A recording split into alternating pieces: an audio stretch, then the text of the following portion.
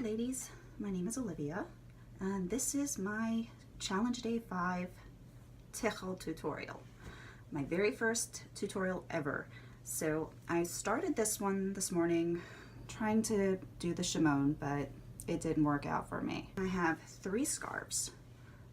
2 of them are Shinylicious, this one, a darker one, and then a shimmery. I love blues, so I always pick these. I'm trying to get out of my comfort zone lately. Not so easy. Okay, for the first scarf, we start with it this direction, the short side. Fold over the fringes if you have it, and bring it to the back. Try to cover up your volumizer. And we just bring it around equally, making sure the fringes stay in. We don't want to see those. And if you could see around the back, I just layered it on top of one another. And I have just a ordinary sewing straight pin, and I pin it together. I pin it to the shaper. That way it just holds it in place. You could use a safety pin, but I just don't have one on hand. Okay, so you have this big, long piece down your back. All right, just drop it back there.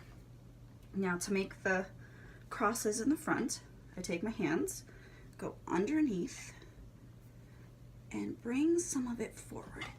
If you can see, let me lean forward, and it'll give you a nice pleat. See? Okay, and tuck that in a little bit in the back underneath your shaper, and take a pin and place it on the right hand side, or the opposite side of where your pleat is. Okay, for the second one that goes on the opposite side, we get our hands back underneath, we lift and pull forward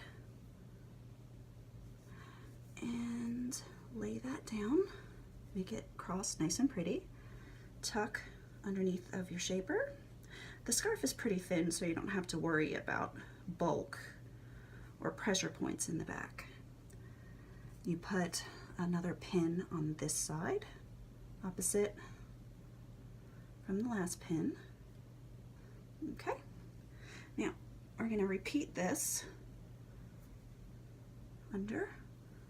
Get that nice crisp line. Let's see. Right there. You'll adjust this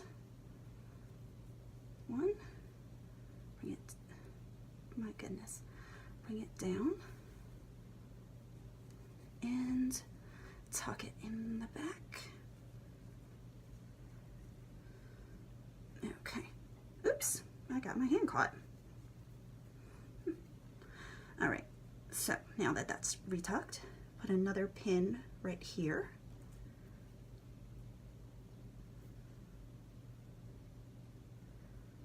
Now keep that nice and sturdy.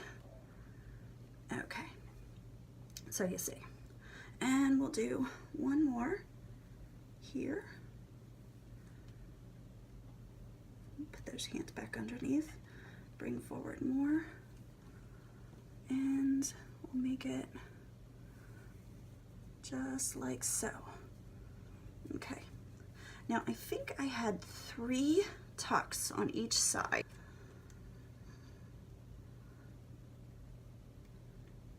Okay, so we'll do it one more time on each side, and then this part will be finished.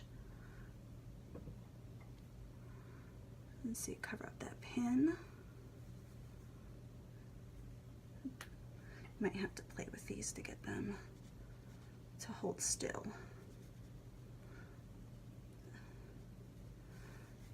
Okay. All right, so we tuck that in, grab the other pin, pin over on this section here. Okay, once more on this side.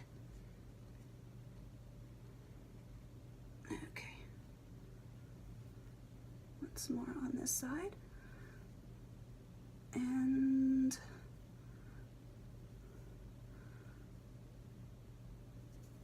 tuck back here. And one more pin over back here. Now if you can see, you have the beginning and then the crosses, the crisscross. All right, then you're left with all of this. Well, I just folded it in a bit, nothing fuzzy. Brought it over the shoulder, folded it into thirds, wrapped it around the back part of my shaper, and I tucked this guy, this tail in behind. Okay, so that's all of these guys. Now I'm going to take my next scarf, I'm going to adjust it to my head, put the short side on the right, and just bring this one forward enough to cover the bulk of the last scarf. So we're going to tie it in the back, just like normal. Tie, tie, tie. Ah, there.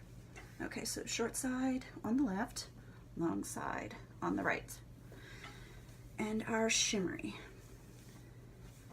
Okay, so I'm gonna again fold this one. The smooth side, let me see if you see it. The smooth side should be on the outside. Again, this one we're gonna place on an angle. If you can see, put this back. Now we're going to take this tail, the long tail, and put it under these other tails. Bring it back and tie. Can be a little bit looser because we're going to need to be able to access the pocket on that side in a couple seconds. Okay, so there we go. Two tails here, two tails here. And you can adjust to make this one a little bit more forward. Okay, so you can see it. It's kind of neaten this up. There.